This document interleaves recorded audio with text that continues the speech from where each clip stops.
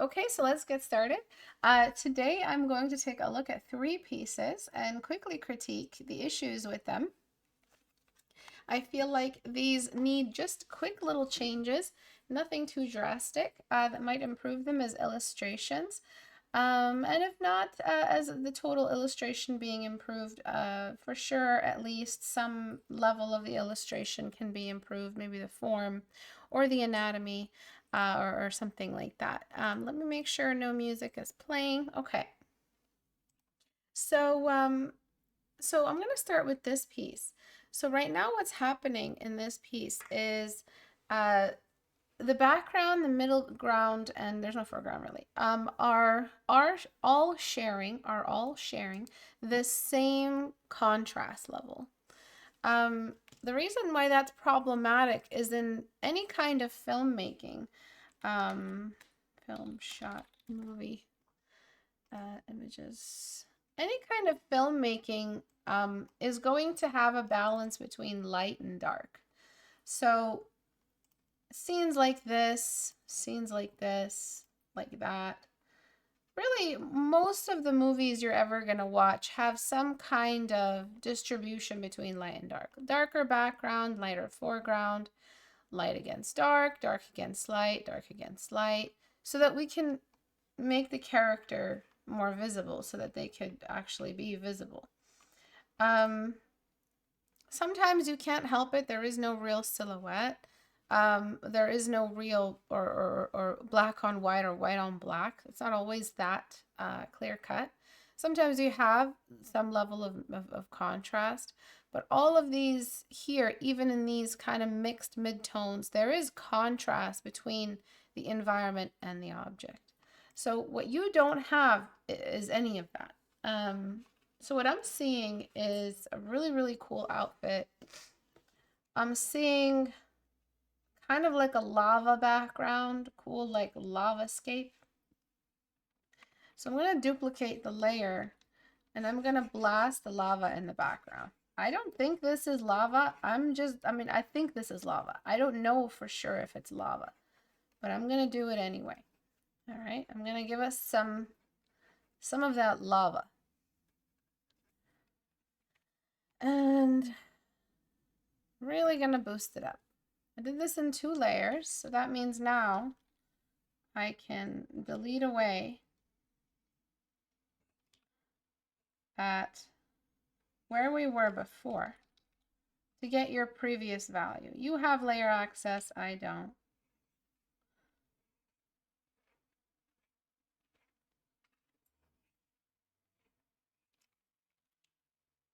Sorry if you hear rustling in the background. This is kind of a permanent fixture in my life now, my parrot. She's eating. Okay, so I'm deleting away at all of this, making sure that we get the previous contrast back. So we have this level of contrast now. What we can do to her is drop her levels down so that we have some kind of extra silhouette. Before I do that, after I do that, I'm going to just boost this star nebula type design here.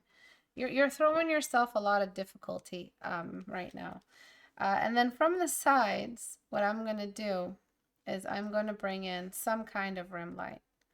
So these are very low damage changes that I made that help us see your character a little bit more clearly. And so this rim light can come in from, it's very easy to explain. You don't always have to explain your light. Write that back to me. The more advanced you get in your illustrations, the less you have to explain, because you will most likely, because of your advanced station, be able to execute these combined light sources with some level of realism. So the hand here could really use a silhouette. Same with this one. You don't always have to explain your light, especially ambient or rim light. Primary, most likely coarse shadows, you really do have to explain that one. But those accessory lights don't always have to explain. In the rare occasion, you also don't have to explain the universal. Sometimes the universal is brought in just as this extra bit of oomph, sort of, in a silhouette. Doesn't always have to be explained. So I'm bringing in rim light. Very easy to explain because it might just be other situational lights nearby. All right, so this is helping us create more of an emergence for her so that we can see her against the background. You have a very, very difficult illustration. The color of the background is not different. You know, there's nothing unique happening about it. It's just very, very the same old color. There's no complementary tone. There's nothing really like that happening. Let me delete away at this as well.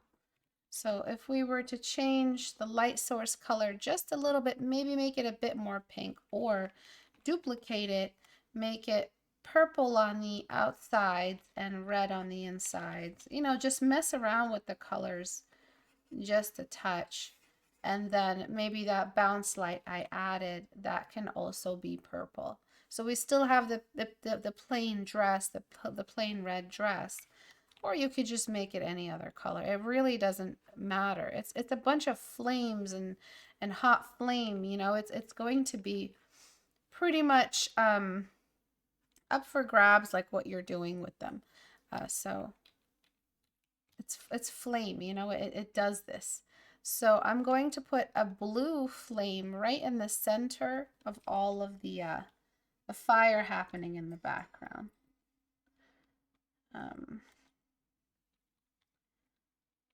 Oh, okay.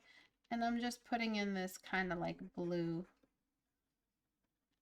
touch here and there. Actually, no, that looks like shit. So let's scrap that. So what I'm gonna do is just kind of bring this a little bit more close to, oh, there we go again. Why does this do that? It wasn't doing that earlier. Maybe it's just when I'm streaming. Abu, can you look at this? My thing is completely frozen. And my tablet's not out of battery.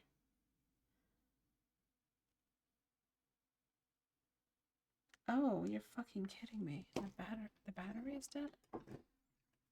You're fucking kidding me. Tablet's out of battery. Wow. This is what I get. This is what I get. Let me triple check. Oh yeah, the battery's dead. Shite. So that's okay. I think I can still use it with it plugged in, but it's kind of finicky.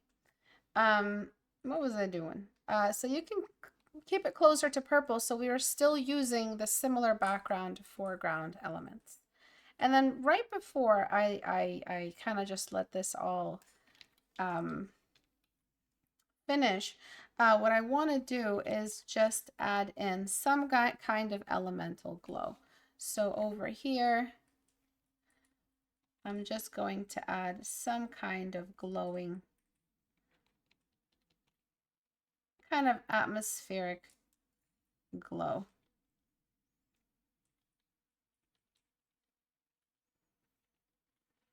Okay, and that should help us a little bit. I didn't darken her too much. To darken her so much would require that I, you know, really drop her values. Wait a second. Where is she anyway? Oh, right. So I would really need to drop her values a lot to get that silhouette. This is still really, really cool and very, very dramatic.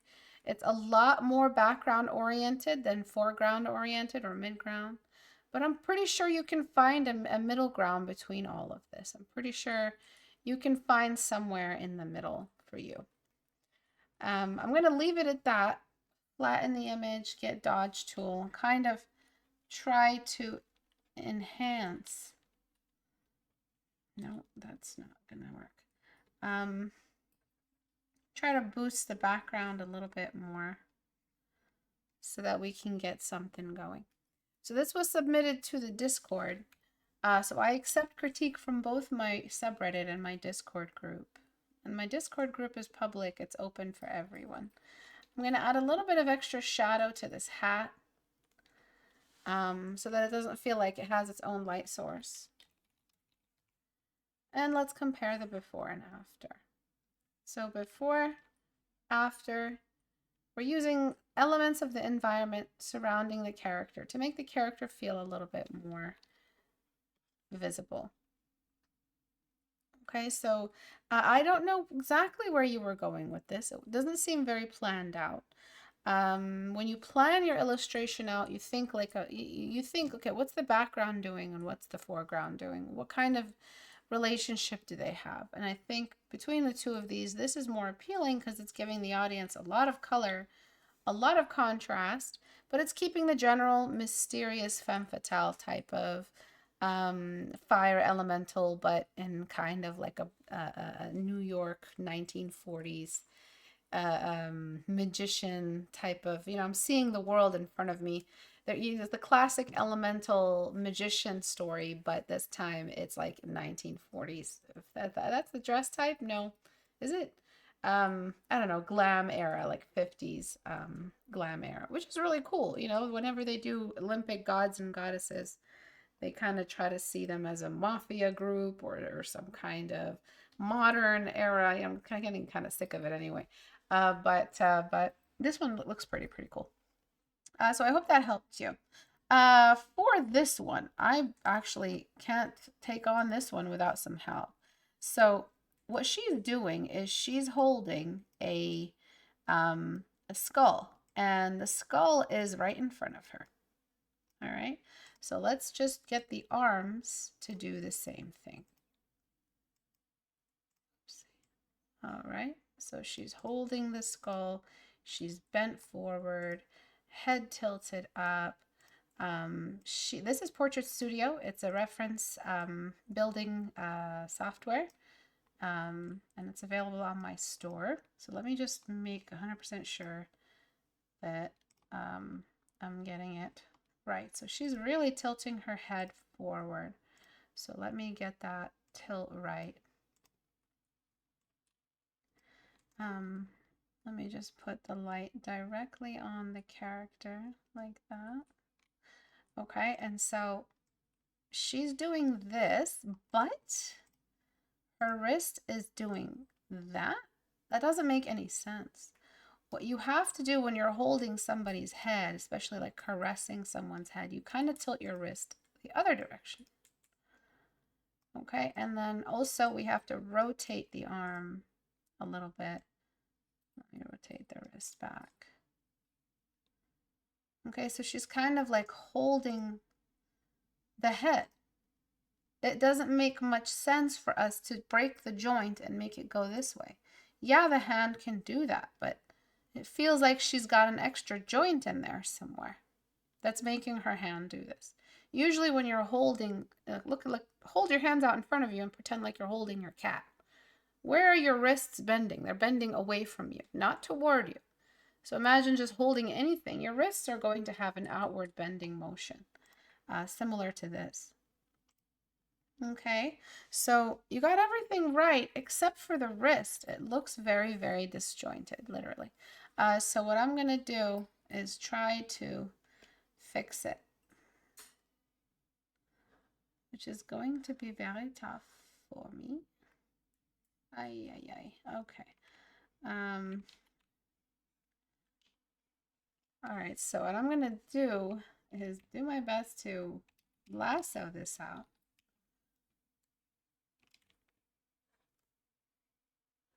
Come on.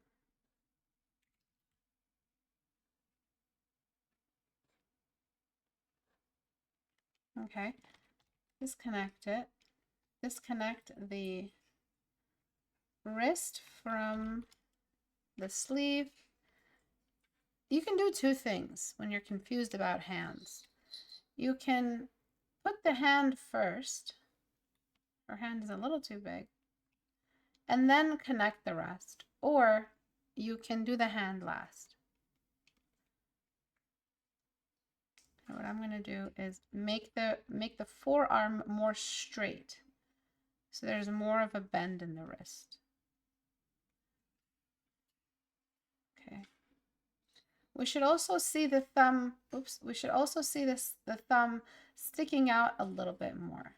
And I'll take care of that in a second. But before I do, I got to clean up the lasso holes. So oh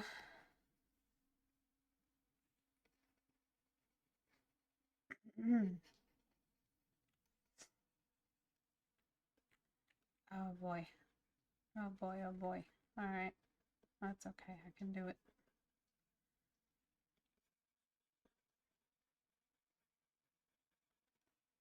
And then I'm gonna merge that down.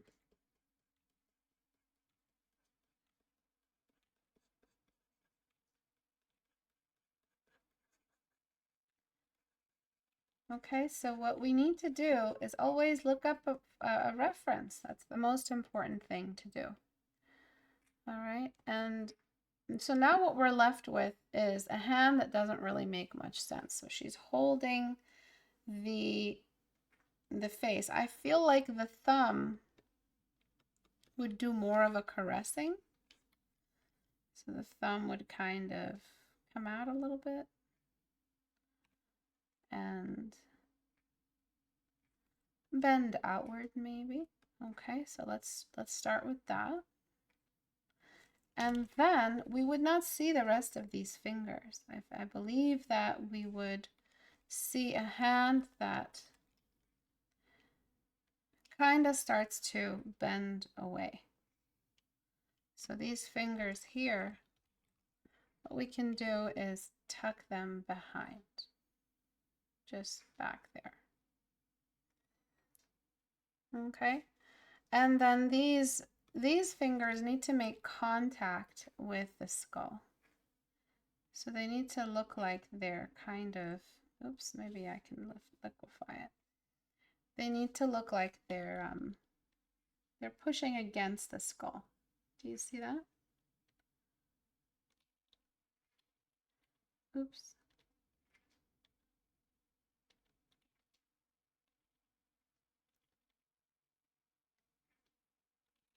Okay. My bird is doing her crackle of comfort crackles. When she's happy, she'll just sit there and just crackle like Rice Krispies or cereal. Yeah, Rice Krispies, right?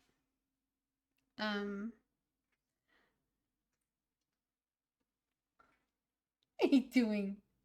What are you crackling? All right, and then I'm just going to try to get the wrist to work this way. Wait, and just keep messing with it until it looks right. So filter, liquefy. And we need more of that upper palm area or backhand area. We need a little bit more of a bend and more knuckles showing. And we need a bit more bone in the thumb. And just generally less length, I guess, in the hands. Damn, she's really crackling. All right. And then just making the hand inch in a little closer to the cheek, as if she's holding, you know, not a skull. Ever seen somebody hold a skull? It's more like they're holding a delicate piece of pottery. But when you hold a head, it's with a lot more comfort and a lot more tenderness. So to make her holding the head with more tenderness adds to the narrative. But the wrist you had before, it didn't really feel right. Okay, so I'd like to bring the sleeve up. Oops. I'd like to bring the sleeve up And darken the inside of the sleeve. Oops, nope, that's not done yet. Darken the inside of the sleeve as you've done. And maybe make the sleeve a little bit closer, unless you want to show that, you know, the wrist has pulled up from the sleeve. And then I'm just going to liquefy the sleeve real quick just to show that the forearm has got size to it.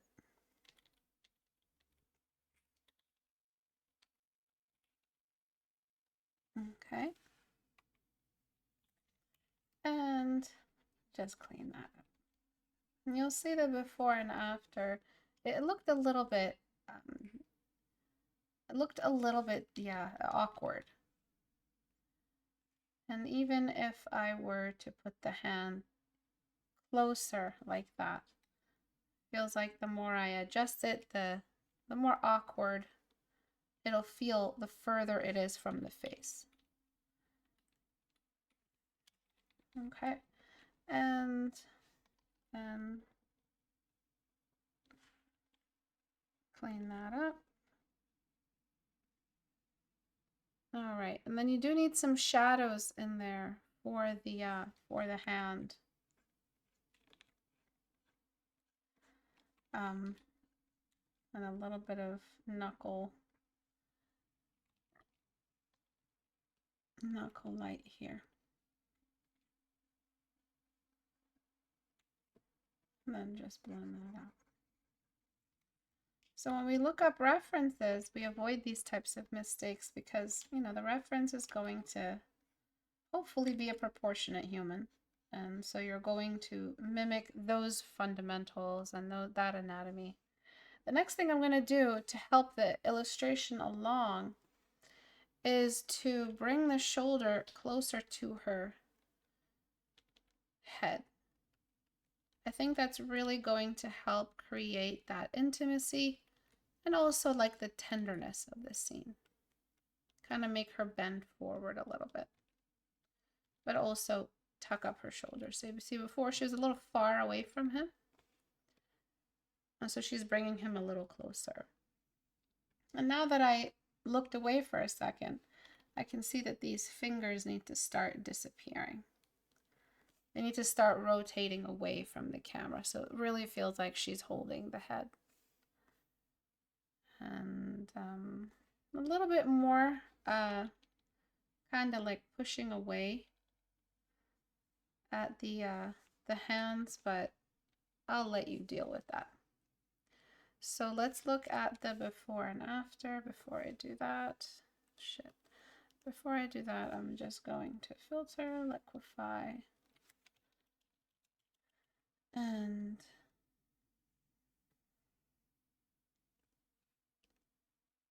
flatten. Well, I didn't need to flatten. Let me show you the before. So you see before, after. So you see the before, it doesn't feel possible for a hand to do this. You know, for her hand to do this, she'd have to be much lower, kind of reaching up. Her head would be somewhere here, reaching up. Okay? And this feels a little bit more like this is what would happen in this angle, and this is the range that she'd have in this angle. And I think you really, really need a kind of a darkening of the lower half of the canvas. You have so much light up here. Let's darken the lower half of the canvas a little bit,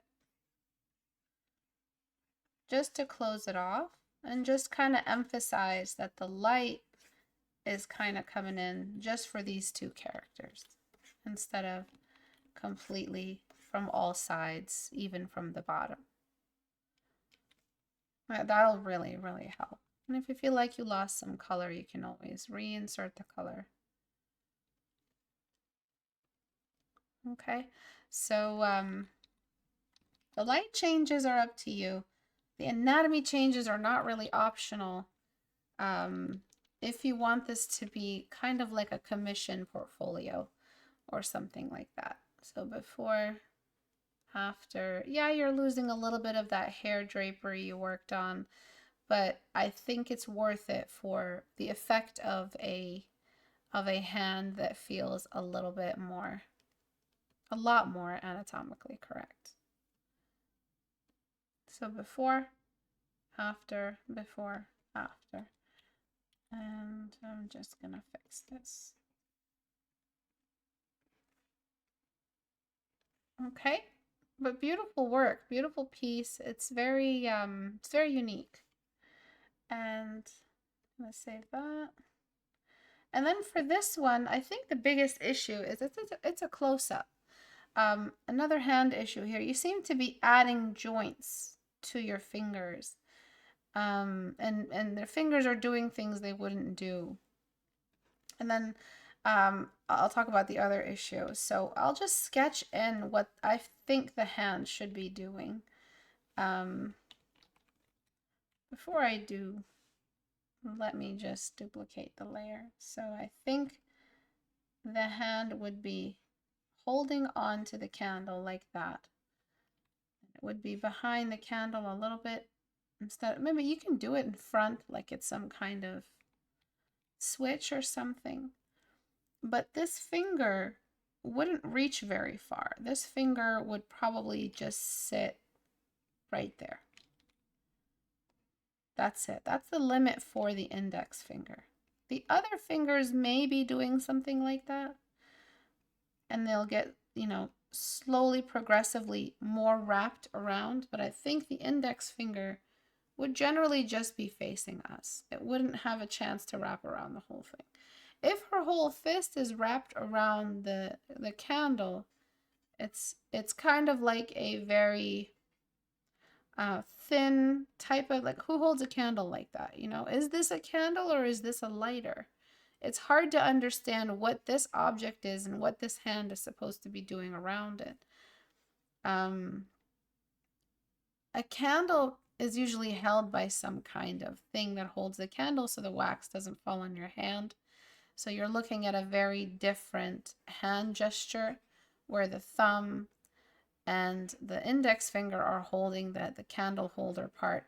I know it's turned into a scribble, but if it's supposed to be a lighter, the thumb would be on that part of the lighter that flicks the lighter on.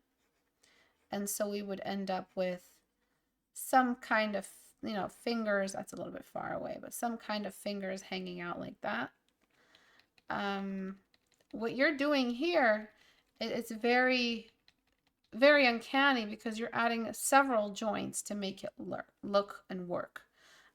So that's something for you to consider. I'm not going to go render these hands. The next thing is two things. The size of the nostril is absolutely tiny. And the size of the nose is too big for the nostril. But the nose itself, it doesn't feel realistic. It feels very artificial. Like it feels like it's made out of paper, a flat one paper. You had all the blending right in that area, but you didn't have a nostril, and you had a very, like, you just cut out a triangle out of a paper. It doesn't feel like a real nose. Okay, and then the glabella right here and the bump of the septum, you know, it just adds something there. You don't have to add a bump, but it adds so much character and anatomy. Those things all help remove that kind of paper cutout look. The forehead doesn't look even, and the chin feels shaved off. So before, after, maybe you were going for something stylistic, but look at what you're doing. You're doing volume here. And so if you're going to paint in volume, you can't have both. You can't have a super realistic lip and a flat cutout nose. You have to have the same level of hybrid stylization and realism degree, close enough for all the features. Okay, so we did that. And then right here, the cheeks feel absolutely caved in. So what I usually do to combat that is I just add a triangular kind of light right under the eye. If you want to use that pale bluish tint that you have to everything, you can do that. But that will combat that caved in look that you have going on. And then we just blend it in. You have some added noise. So my blending will get rid of that. And so now we have like a cheekbone there. What I'm going to do next is grab kind of some of that warmth of the candle. Oh, you have so much noise. Okay. And I'm going to use it to kind of show where the cheekbone is and how it's receiving some of that light. If there is some caving in, it can be around the cheekbone. It can cut that triangle in half, but it can't be a complete cave-in. So before, after, you're missing like an entire block. If this is supposed to be the shoulder, it's being forced into the scene. So if this really is the shoulder would probably be somewhere there. You're trying to show more shoulder than would be visible in that scenario. Okay.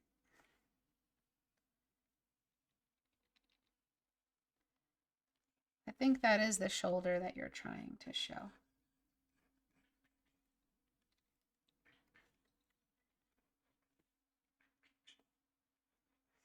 See, I hear my bird. She's trying to say beep, beep, beep. Beep, beep, beep.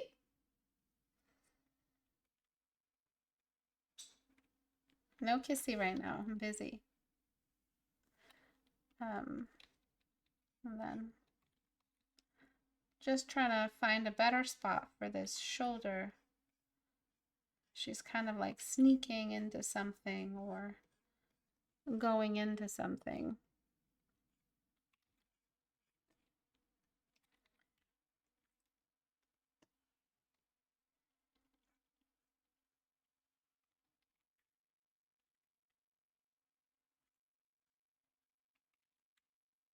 I love the purple and the gold you've got going on. Really, really awesome combo of colors. And then I'm just going to try to make the hair drape over everything. So in the time off that I took for, time away from Critique Hour, I was doing a lot of painting. And which was very, very fun. It was very interesting not being a teacher for a while. I mean, I was a teacher. I got back into my private tutoring, but like the Critique Hour energy. And I used that time to draw a lot. And man, it was fun. It was so nice. It was like maternity leave. I wish I could do more of it. I'm going to try to find a kind of a lifestyle change where I can have more time for art, because that was glorious. It was so much fun just being an artist, not being a teacher. And that hour, in those hours of the day, I'm usually just teaching and teaching and teaching. So I'm not going to bother with the hand, though I really think you should rethink it.